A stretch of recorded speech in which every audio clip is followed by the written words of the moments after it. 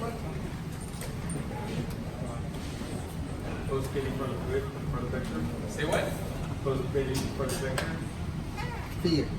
Bueno, ponerla ahí. So, thanks everybody for coming. There's probably going to be some more people coming in. The rain normally slows everybody down, and last time the same thing happened. We thought it was going to be just the ones that were here at the beginning, but then a lot of older people started coming in. My name is Ricardo. I've been at Admios for 4.5 years, and super excited to have this meetup. We try to have a few every year. So starting a little bit late this year, but we have some great guests today. Cameron and Jake are visiting from one of our clients, Zignal, in San Francisco, and we have a great presentation for you guys with 3 different presentations, 4 speakers. Cameron Loughman is a computer science graduate from the University of California, Santa Barbara, and he has been working at Zignal for 3 years. Most of his experience is in JavaScript and related frameworks. And in his free time, he loves to travel, try out new food, snowboard, and surf.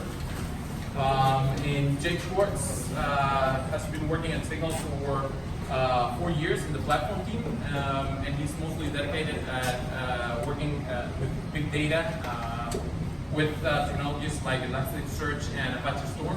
So please give them a warm welcome. They're going to be talking about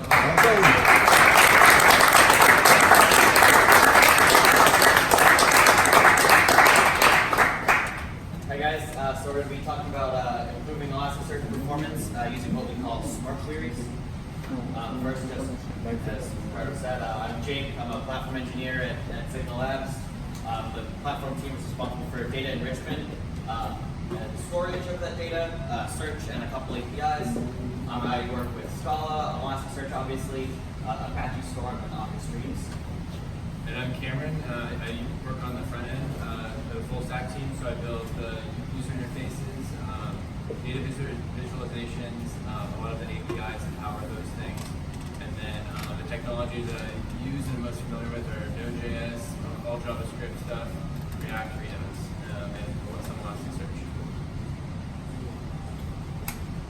So we're going to talk about what is Elasticsearch. We're going to talk about what Zignal Labs is, what we do, and how we use Elasticsearch at Zignal Labs to power our platform and our application. And then we're going to go into what are smart queries and how to make improve query performance.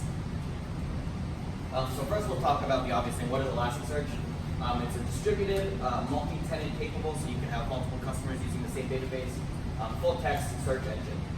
It's based on another search project on Apache we've seen, but it's a little bit nicer. It's got a HTTP web interface, so you can use REST queries or REST calls to interact with it. It's got schema-free and JSON documents. It was written in Java. It was first released in February 2010. So this is just an example. You send queries to it. It stores documents, and when you send a query, it will return the documents that match your query. One of the big use cases of it is called the Elastic Stack, or it used to be called the ELK Stack or the Belt Stack, depending on what year they kept changing the name. Beats and log stash are the B and the E, or the B and the L. They collect logs and send them to Elasticsearch. Elasticsearch obviously stores that data. And then Kibana is their UI platform, and you can use that to search upon your logs or get different visualizations of what's happening to your system. And here's just a nice little graph. And then here's like a real life kind of fun example or use case. So this guy has a cold brew keg in his office, and it's Really useful. he became upset because every time he'd go there, it'd be empty, and he'd say, "Why is it empty?" Whoever's in charge just said, "Oh, I didn't know it was empty." So he created this little system. Basically, he got a scale with an amplifier that hooked up to Raspberry Pi, which used file read to stream logs to Elasticsearch, and then using Kibana, they could display these logs, and you can see kind of basically they could chart it out. They could hook it up to Elastic Alert, and then they could also hook up to Slack. So it's kind of like the ELK stack that Jake had mentioned previously. And And then there's also more important use cases like search engines. Right here's a little screenshot of one of the products we use or we build at Zignal. It's basically an influence intelligence graph. It's showing a bunch of Twitter users and or Twitter authors and conversations, and this is all powered by Elasticsearch. And then, what is Zignal Labs? So we're a media analytics company. Our slogan right now is empowering companies to build and protect their brands in an increasingly complex media landscape. And some of the things we do, we offer real-time insight, so up to the split-second data and analytics. We offer alerting so customers can be alerted on specific keywords, topics, authors that are blowing up at any given moment and hopefully get in front of a crisis. Competitive intelligence, so customers not only can track their own brand, but they can track their competition. Influence intelligence, so customers can, kind of like in the previous graph, you can really zoom in on conversations, understand who's influencing them, and also, more importantly right now, understand if conversations are being manipulated by automated accounts, sometimes called bots. And then we also offer really customizable dashboards for customers to display all this important information. And then I'm going to talk about profiles. So when a customer joins or starts using the Zignal product, they want to track a specific thing. So we use Coca-Cola, for instance. So if Coca-Cola is our customer, they want to track all mentions around Coca-Cola. They want to track people mentioning the brand, people mentioning certain languages, and everything around Coca-Cola. So they create this profile, and the profile defines like how you track your brand. It's Boolean logic that gets translated into an Elasticsearch query. It can often be really complex, and the more complex it is, the slower it is in Elasticsearch. So if Coca-Cola is their customer, they're going to be tracking their own brand. They might track another one of their subsidiary brands like Sprite. Then they're also probably going to be tracking their competition, and they're going to have these really complicated Boolean queries defined to track those. So profiles are meant to bring in what we call stories. So a story is just the information that can be stored in Elasticsearch. One story is one Elasticsearch document. And those examples of those, like Caitlin said, we put tweets. They can be a Reddit post, a broadcast video, something that happened over TV, a Facebook comment, etc. That contains all the information given to us by the provider and additional information that we can gather during enrichment. So we kind of do some things like geo, so where the user tweeted from, and stuff like that. And this is just a sample pipeline. Our pipeline, so we have external providers that give us the data. We enrich it in the pipeline. That's what the platform team does. And then we talk to this Elasticsearch percolator. We'll come back to this in a second. After we're done enriching, stories go into this Elasticsearch cluster for storage. And then the front end will then query the back end, which does the search to power our dashboards that Caitlin mentioned. So the first step, one of the steps during enrichment is percolation, or we'll call it tagging sometimes. So what that does is, like I said, during the enrichment phase, it's a reverse search. So this is the diagram I showed at the beginning where you send a query and it gives you back documents. In percolation, we do the opposite. So we put in queries and we can send in documents, and it gives us the queries that would match that document. And what that allows us to do is we take those queries from the profile that got generated from that profile definition that we saw, and we put those into this percolation cluster. And that allows us to get tags, or what profile ID, just the internal profile ID, whatever matches that document that comes in. So we then store these IDs or these tags in a field in our Elasticsearch document. Do you have a concrete example of that? Okay. Wait for it. No, this is the end. Thank you very much. And then using these tags, we can populate widgets like these two. We have tons of these widgets, but basically querying Elasticsearch, running aggregations on the data, we can come up with some pretty cool data visualizations. And then, so how does the full stack team for Elasticsearch? We use a library called Bodybuilder. It's really, really simple, predictable, extendable for building query bodies. Extendable is really important for us because we're constantly customizing it for our own use cases. So we have a lot of Zignal proprietary stuff that we are extending this library for. And so here's just an example of like actual use of the bodybuilder and basically the query that it generates. So instead of having to like write all these really long, ugly JSON queries in our code, we use this library, which makes it a lot quicker and a lot prettier. And then querying for a profile. So what is that, or how does that work? So you want to find all the stories in Elasticsearch that match the definition defined by the customer. So like that big, ugly definition we mentioned earlier for Coca-Cola, you want to find all the stories that are matching that specific definition. They're often very complex, and they result in complex queries that can oftentimes be slow for the customer. And then just if it's slow for that customer, it means that it's bogging down Elasticsearch, and it could be slow for other customers that are hitting the same cluster, and it could even crash Elasticsearch, and it definitely has before for us. So we need to improve these queries to provide optimal experience and keep our systems happy.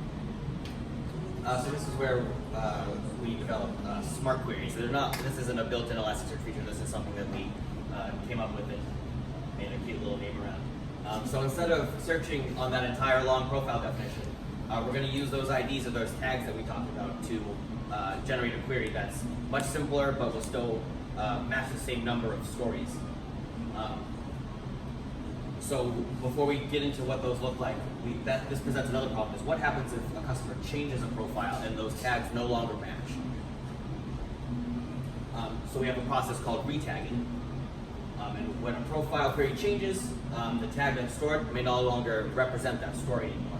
So what we need to do is we need to update that percolation cluster to have the new query in it so that new stories come in and get tagged with the correct query. We're going to add our tag to any stories that match the new profile definition. So we'll do a search with the new profile definition, and any new stories we get there, we'll add the tag to. We'll delete the tag from any story that has the tag, but it doesn't match the new one.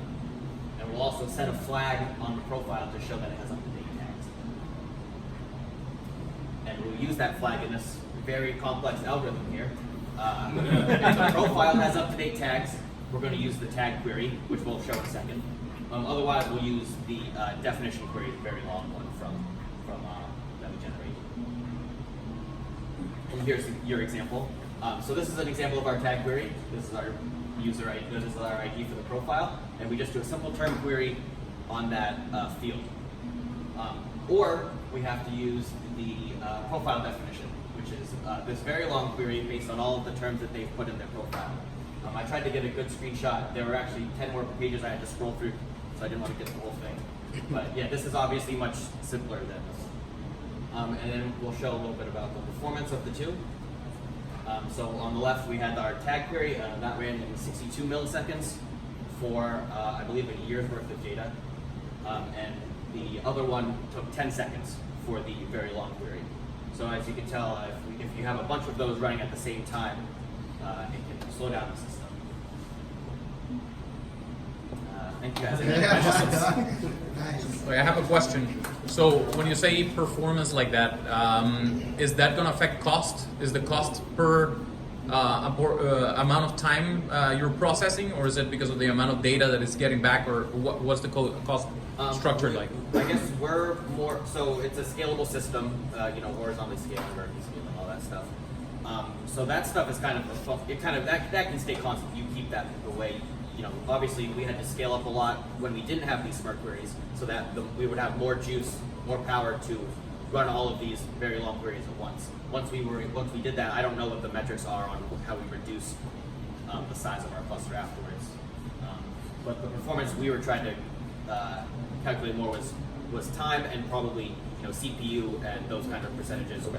When we see more, we definitely can see. I didn't want to get too technical and show those graphs, but you can see when more people are untagged, as we say, you can see that dip in our percentages. Performance. Okay. Yeah. Awesome. Thank you. I have a quick question about how you manage your percolation process.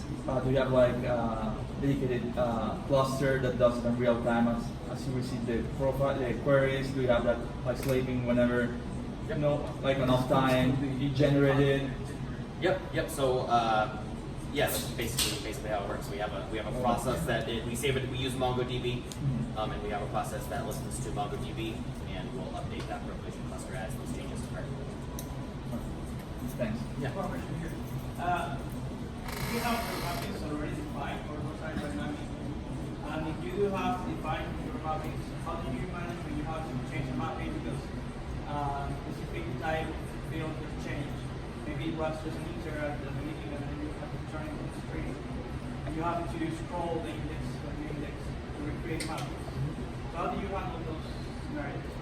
Reindex. Reindex. There's no better way. What do you have at the beginning of the index? How do you manage How many do we have? How many stories do we have in there? I don't know off the top of my head. We have terabytes and terabytes of data in our cluster. So So. every time you change a mapping that is not cannot be applied directly to your index, you have to create a You can add new fields easily. Yeah. If you need to change the data type of a field, that let's say requires a reindex. from a keyword to a index. Yep. You need to reindex. And the second question is, do you work with containerized instances of Elasticsearch? And in case you need to scale, just spin up a new container, or you have like a proper cluster with different nodes? I don't do much of the. We have a DevOps team that handles more of that, so I think we can talk about that more after. Okay. Thanks. Yeah. Oh, no more questions? Oh, one more. I found your performance at 60 milliseconds, 1800 charts. So that's a DevOps thing, or that's something automated? They get Schwartz. Yeah, Schwartz. Yeah. 1800 charts. Yeah. And when it's 1800 machines, I mean 60 milliseconds. No, we have multiple shards per machine. Oh, okay, alright. Yeah, so yeah, I can explain more later. But a shard is basically one instance of the database, and you can replicate those, but multiple of those are on a node. Alright. Are we done? No, I have one more question. I thought I was getting like the cane. No. It's fine. Okay, cool. Can you go back to the previous slide? So there you have, in the tag query, you have max score, right? And in the other big public query, you don't have any. So how do you weight because I'm assuming that because it's real-time data, and you can have false positives at some point you will. So how do you weight that? Do you include the weighting query? We actually don't use the score at all. You don't. No, we don't do any scoring. So It how either do you- matches or it how- doesn't. For us, for our Okay, use so case. you don't have like a process to validate the relevance of the. No, we don't do any of that, fortunately. Cool. Thanks, guys. Thank you. Thank you. Great guys. presentation.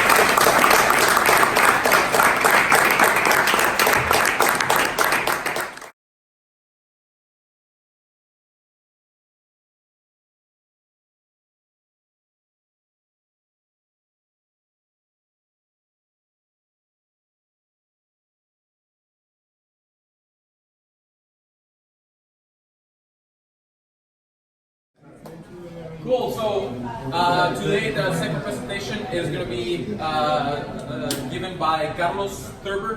He's one of our engineers, specialized in iOS and Android development. He also does a lot of front-end engineering in React and other frameworks like Vue. And he has a lot of experience with video conferencing and phone call style frameworks for mobile devices. So thanks, Carlos, for the presentation. He's going to be presenting implementing video calls in React Native with Zoom SDK. Thanks. Awesome. Yes, so today I'm going to talk to you about implementing video calls in React Native using the Zoom SDK. One of the problems with Zoom is it doesn't provide a library for React Native, but it does provide a library for iOS and one for Android. So tonight I'm going to show you how you can create your own native module in React Native and call that module from JavaScript. The demo is going to be very simple. We will use the Mac client from Zoom, and we will have our ReactNative application.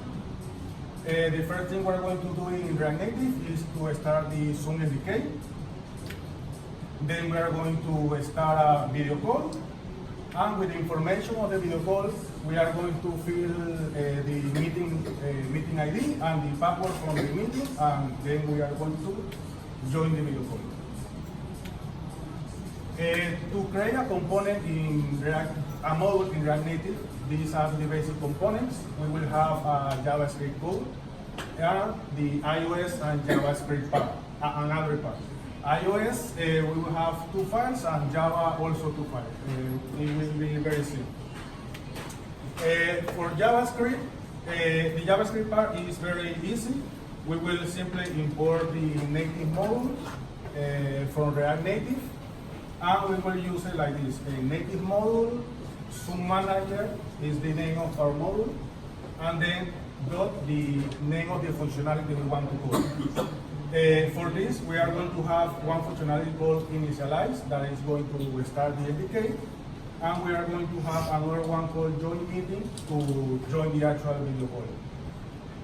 We are going to be using promises because we want to know when the native part is over with this implementation. For example, for join meeting, we want to know when we are actually in meeting or if an error occurs. And then iOS. That was JavaScript. That part was pretty easy.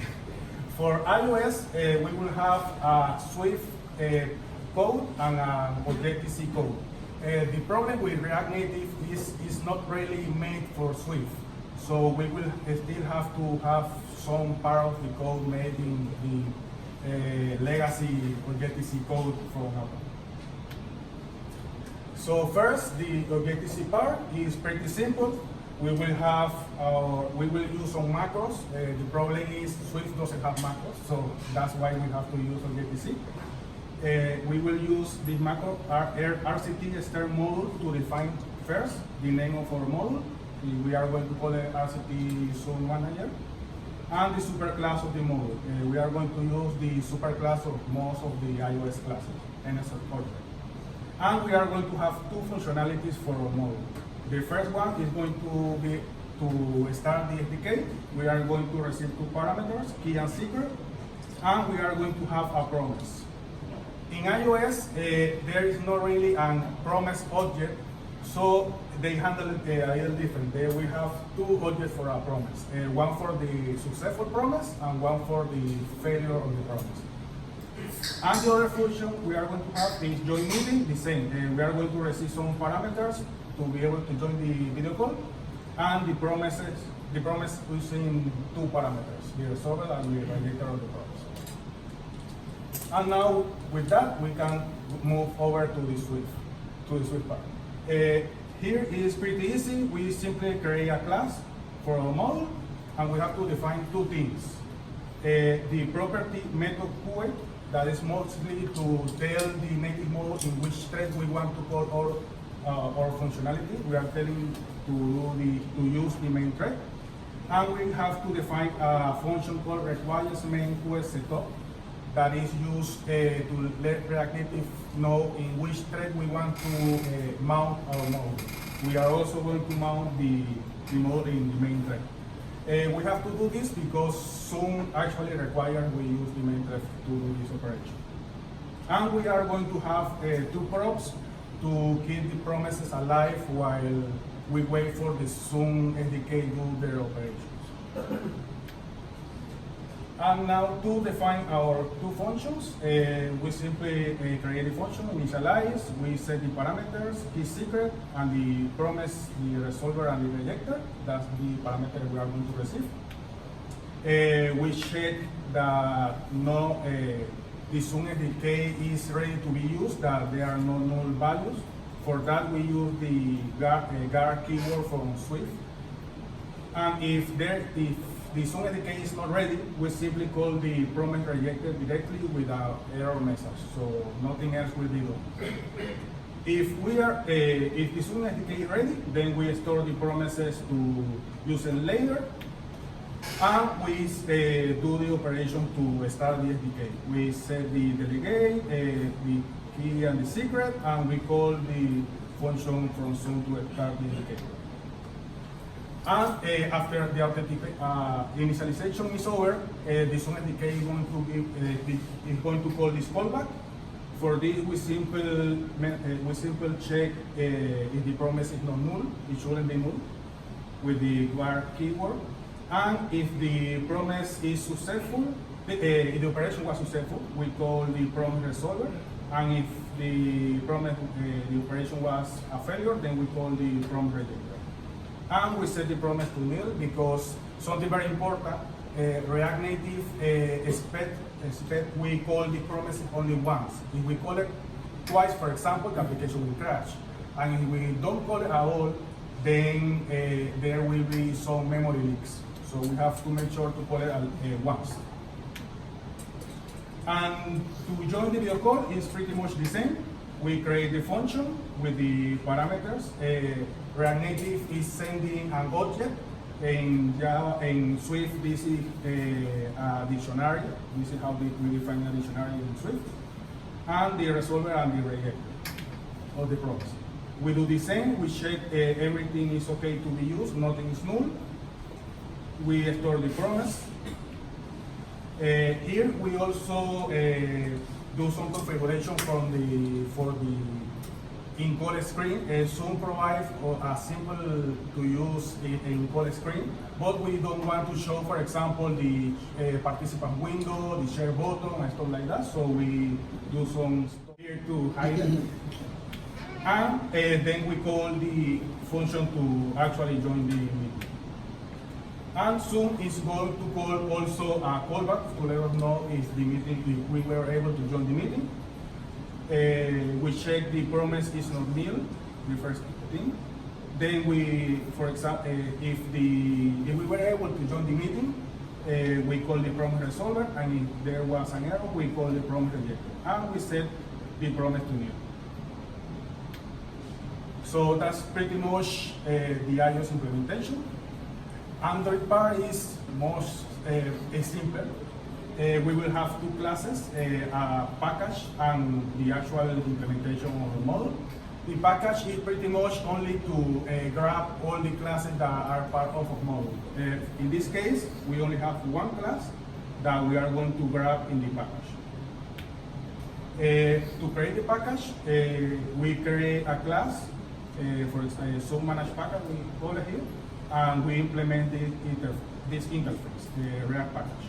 It has two functions to override. The first one is create new managers. We are not going to use it. That is pretty much to tell if we want to create our native views, for example, a native label or a button, something like that, or we don't want to do anything of that. And we are going to use the other method called create native module. In there, we are going to return an array of all the classes our module is going to use.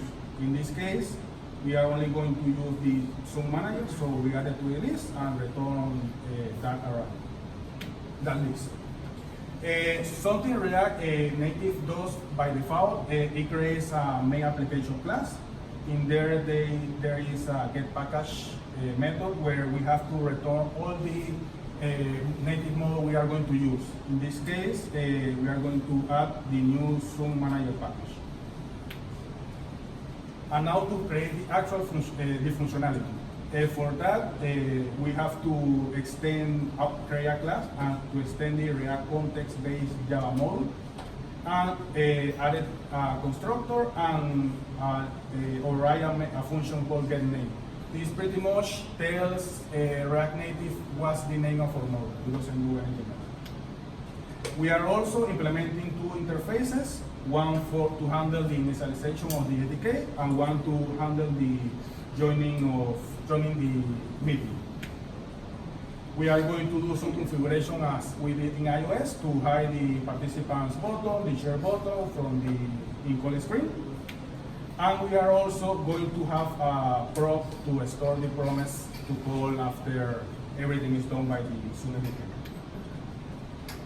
And now to create the functionality, to let ReactNative know what function we can call from JavaScript.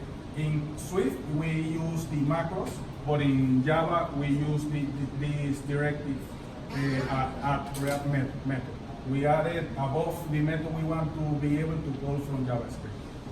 And then we create the function. Here we call initialize, we receive the key, the secret, and the promise.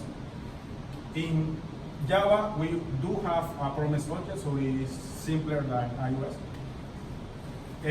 Something here in Android is we have to create our own threads to call the things in the main thread. So here we have to do that. We create a new runnable object to actually do the start of the SDK. We store the promise and we initialize the SDK. And then the Zoom SDK is going to call this function to let us know if the operation was successful. We simply call promise resolver if everything was okay, and promise reject if there was an error. And the join meeting functionality is pretty much the same. We add the add React method above, and we are going to receive an object and a promise. We store the promise to call it to be able to call it after. We get all the parameters from the object for the meeting ID, the display name we want to use, and the password of the meeting. And we do the operation to join the meeting. And then a callback from Zoom, we are going to use on meeting status change. The function in Android is going to be called several times, so we have to make sure to only call the promise once. So we check the promise is not null, and after we use it, we set it to null. If the operation was successful, if the state gets to in meeting, then we were able to join the meeting. But if we receive a state call in fail, status fail, then the operation was a failure. And we call the promise resolve and the promise reject depending on the result. The full source code, we can get it from here. Let me show you the example. Okay. Nice. Let me show you the example. For example, let's start the meeting here.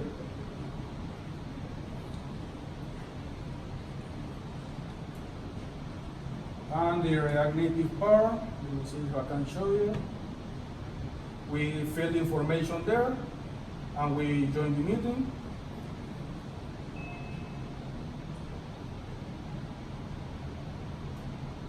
There you go. Awesome. And there is everyone.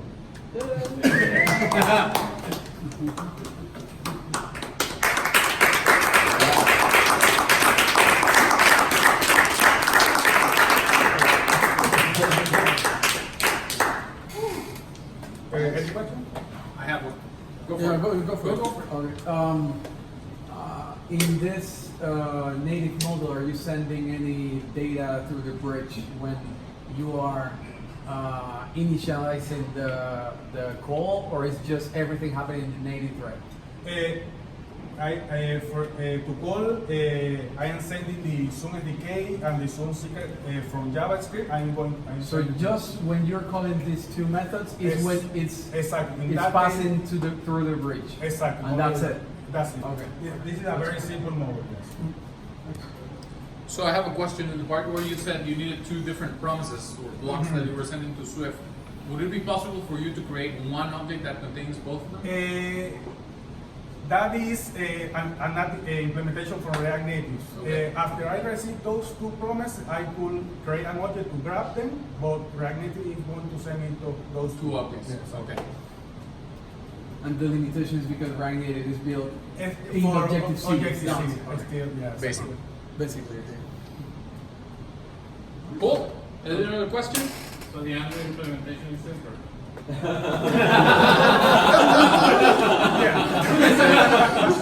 Indeed. Java rules, yeah. Yeah. It's mostly wrong because Objective-C is old and like most of the interfaces into iOS were built originally with Objective-C, right? So doing the Swift part on top of that created all those blockades in the middle where you have to go through Objective-C to do some things that you can't do in Swift right now.